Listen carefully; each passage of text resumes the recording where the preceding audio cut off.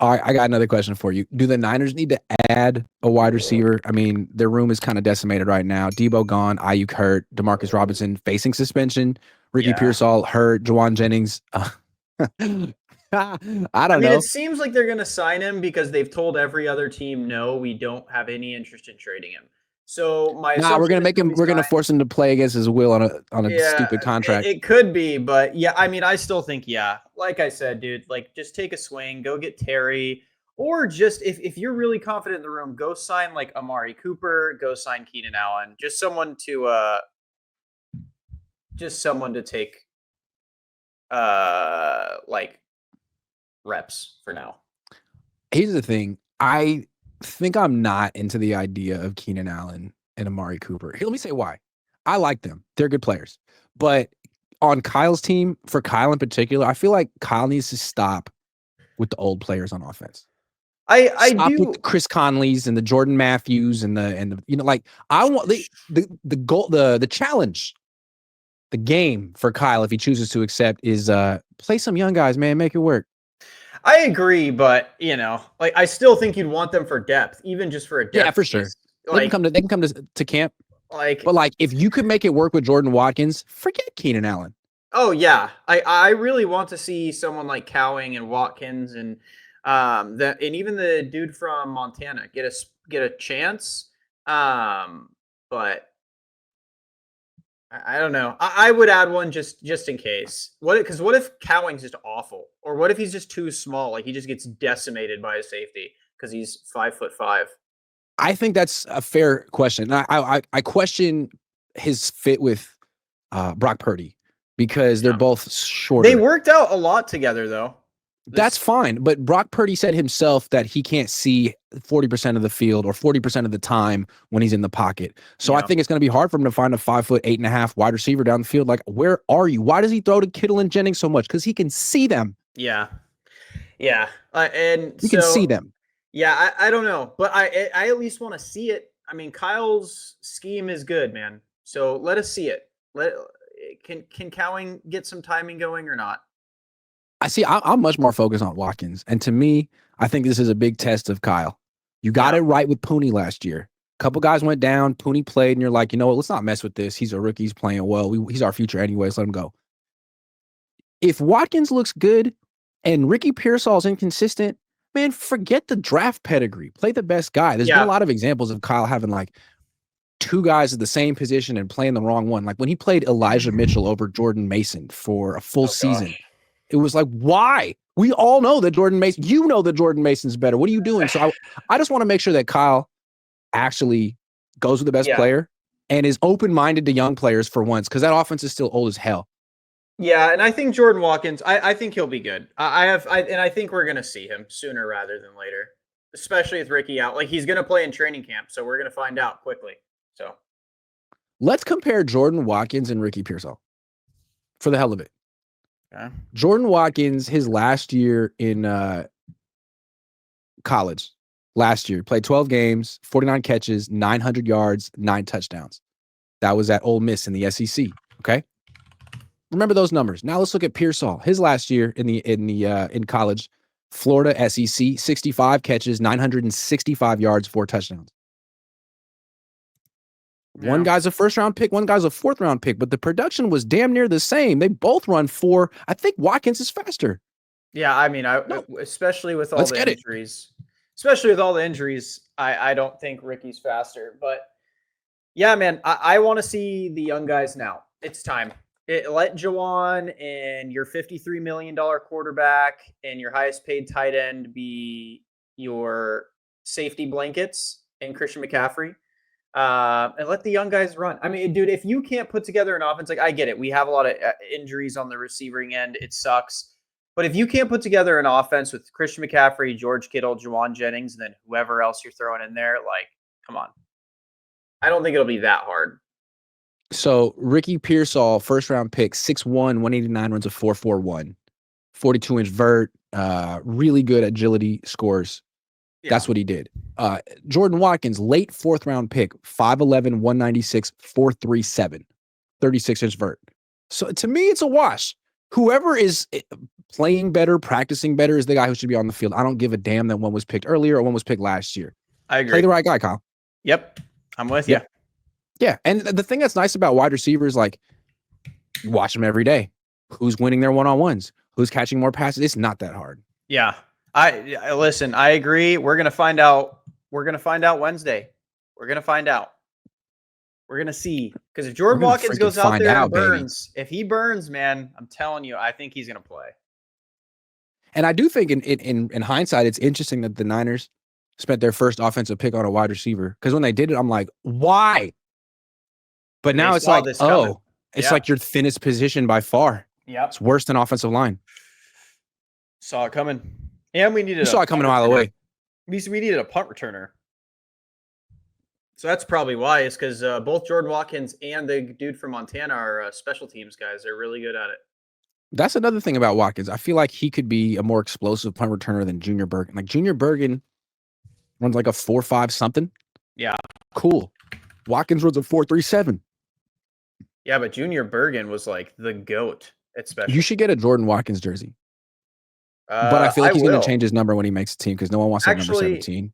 I'm going to get a Ricky Pearsall jersey because it can't get worse than it is right now. It can if you get his jersey, dude. You are bad luck. Maybe I'll reverse curse him. He's already not playing. Do you think you can buy a Jordan Watkins jersey? Do you think they make them?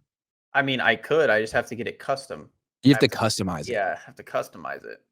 Ooh. And then someone would be like, who is Watkins? The Barcelona story says there's a rumor Defoe Buckner would love to come back to the Niners. Are there any legs to this? Hold on. I haven't heard this rumor. I don't know if there's any legs to it, but it seems like it would make sense. Uh-oh. Yeah, I just got a call. Yeah, it's true. He wants to come to 49ers. So, yeah. I thought Jackson was calling you for a second. I was like, is everything good? My sources just called me. No, my son's 2, so he can't call me. I mean, it makes sense. He never should have been traded in the first place. No, he was drafted here. He wanted to stay here. He's the best player. Indianapolis is not. I like Indianapolis, good town, but it's not. It's not where you go to win. It's not. Yeah, that team's going nowhere. I could see it. He was not only a good player here. He was like a leader. It seemed like back. He was.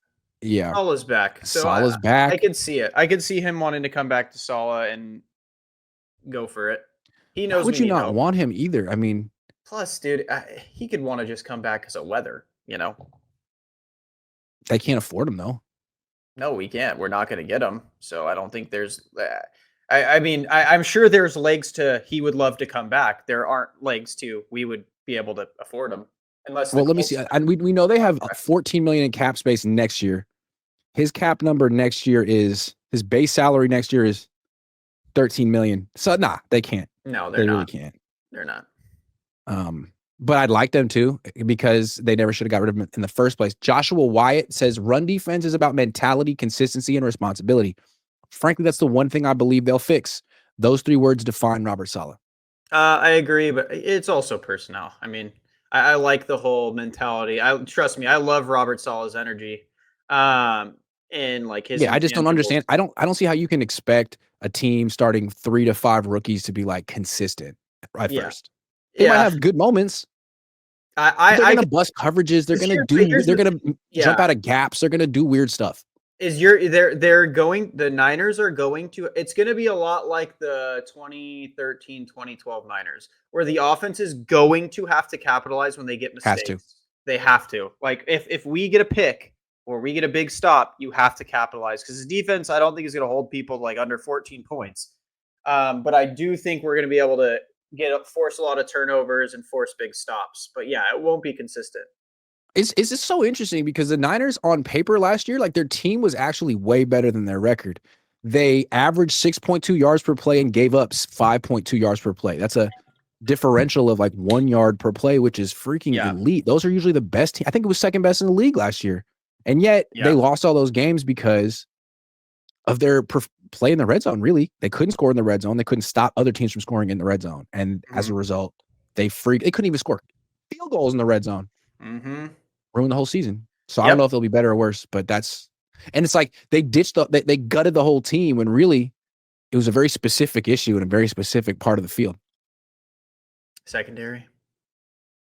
Lamont 757 says, okay, so when we get another top 10 first, do we get a quarterback? And if so, who do you like? Hear a lot of good ones coming out, or do we get another wide receiver? Man, he's going straight to 2026. That's a tough one, man. I mean, I think, yeah, if Brock shits the bed, yeah. I mean, I don't know if we'll grab one at the quarterback because next year's draft is going to be loaded with quarterback talent. So it'll depend how high, but I mean, yeah, if Brock's terrible, yeah, they're not drafting receiver top 10. Like it'll be a way bigger problem than receiver. Do you think it'd be like a funny, ironic thing to do to walk around town with a Moody jersey? Lamont 757 wants to know if anyone's bought one. His family probably. Jim Harbaugh, but I think not even Jim Harbaugh. Kevin G Win 584 is a new member. Thank you very much, Kevin. Appreciate you, Kevin. Thank you, Kevin. Thank you, Kevin. Thank you, Tyler. I mean, I think that's all we got for today. You're not affected by the Niners injuries, although the Ricky Pearsall one really pissed you off. The Pearsall one upsets me. The Mustafa and BA ones aren't surprising. And then the other 4 are just not really like players who move the needle on a Saturday in July for you. Like, dude, if Yetur Gross-Matos was a full participant in training camp, we wouldn't. Like, you got to go tell your son Jackson, like, hey, man, I just can't raise you today, man. I'm a little depressed about like, Yetur. I thought he was going to be ready. He's not. Can you imagine? Like, the thing is, if Yetur wasn't on the PUP list, we wouldn't have talked about him this offseason. But have we ever talked about him? You don't even know what number he is, which is 94. Fair. I know. Sure. He had 3 sacks in one game last year, right? He has 15 in his career. He's a beast. That's a good number. So, yeah, I mean, yeah, they're just not needle movers. I mean, we have to make it out of training camp, though. That's going to be the hard part. That's the hard part with the 49ers is making it to week 1 healthy and making it through week 1 healthy. Over under on 2 starters getting hurt week 1. Did we dodge a bullet with Greenlaw? Yes. Yes. He's already hurt. Yes. Hold on. We're getting some news. Uh-oh. What happened? Hold on. Wow. What is this guy talking about? Do we just sign Jamar Nathan Flores says Niners just released George Odum. Did they? I don't know. Who cares? Again, not a needle mover. Who cares? Yeah, there is that. But I don't think that I don't see that they did they? I don't see anything.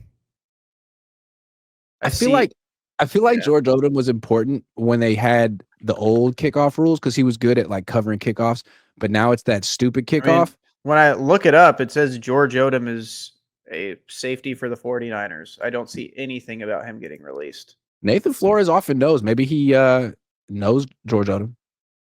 He's on the non-football injury list. He was placed on it on Friday. So, yeah, maybe they got rid of him because he's hurt. But again, who cares? Get Justin Simmons. Yeah, well, we can't confirm that one, folks. We'll have to keep an eye on that. But yeah, as Tyler so eloquently put it, who cares? I mean, dude, let's get Justin Simmons. If we need a safety, we got him. He's saying it's on the Niners app. Well, okay. The Niners page reported it. Jeez Louise. Let's look at their let me look. 49ers. We got to get this right because even though no one cares. I see Trent's birthday, Spencer's birthday. I see Paige Russell balling out. I see the No, they did. Nope, no, they did. They did. Where? Okay. So this is on their website. If you go to latest news, it's the top one. 49ers released safety George Odum. The San Francisco 49ers today announced they have released George Odum. And then they just give him like some stats. He originally was here, and then he was here, and now he's from here, and now he's gone. Wow. Oh, the guy that was on the NFI. No. Please. Gosh. In 3 seasons with the team, he had 2 starts and had 14 tackles in 40 games. Oh, what are we going to do? Oh, well, they're trying to get better on special teams. Yeah, we signed like 7 special teamers, so he just got and he's on the non-football injury list. Like he's one of those players that's going to get released, and after they like have their 53 man, they're going to go through it and be like, oh, okay, like, hey, do we really need him, or we'll practice squad you? That's probably what's going to happen to him. I just don't see how the Niners can win the division now without Odom. Him and your Turgros Matos, Wow. real barn burners. Oh my God, the team is this just throwing the towel. What was your favorite moment of George Odom's career with the Niners? Honestly, was one of his 14 tackles. Like the 14th of them was like. I thought that catch he gave up to Justin Jefferson. I thought he almost broke that up. Yeah, I thought he almost made a nice play there. I honestly thought he was almost going to be our third string safety at one point, and he just disappointed me and went to fourth. So yeah. Well, George, good luck. Who's it on if we suck on offense, Kyle or Brock? Both. But it's probably going to be on Brock. I'm going to be honest with you guys. Brock isn't that great. We saw last year. It's really going to be on. Like we saw last year how prone Purdy is to making mistakes. Kyle's offense is anti-mistake. If you're throwing interceptions or fumbling the ball or running around like you're Patrick Mahomes with half the talent, it's not going to work out in Kyle's offense. Kyle's offense is very straight up. I have a different answer. I know you hate Kyle. No. if they suck on offense, I think it's going to be because of McCaffrey. I think it's going to be because McCaffrey's toast or hurt. That's what I'm saying. Is like that's. Like, I don't really think much of either of these guys. Honestly, I feel like they're both McCaffrey merchants in the year 2025 of our Lord. That's where I'd blame Kyle though. If your offense is centered around the bilateral Achilles tendonitis player, like you should just be fired on. You know how people call Shea Gilgeous-Alexander a free throw merchant? Yeah. Dude, Brock and Kyle are McCaffrey merchants. Okay, Kyle was successful prior to McCaffrey. Yeah, but like so was Chip Kelly. You know what I mean? Like times change. And since 2022, he's been a McCaffrey merchant. Last year, he had no ideas. He's got to show us something, baby. I mean, here's my thing. If I was Jed York, I'd be like, let me see the playbook. And if I see McCaffrey circled on every play, then I'm firing Kyle on the spot. Like that's pretty much it. I think that's fair. Be on our offense again. I think that's fair. Yeah. Well, thank you for bringing us the news of George Odum, bring that to our attention. It really changes everything. I was thinking maybe 10 wins, but now I'm thinking 7. Yeah, I was thinking 14, but now I'm thinking 15. So there you go. Thanks for watching, and let's go have a nice day. Take care. Nice Saturday. Yeah, enjoy yourself after this.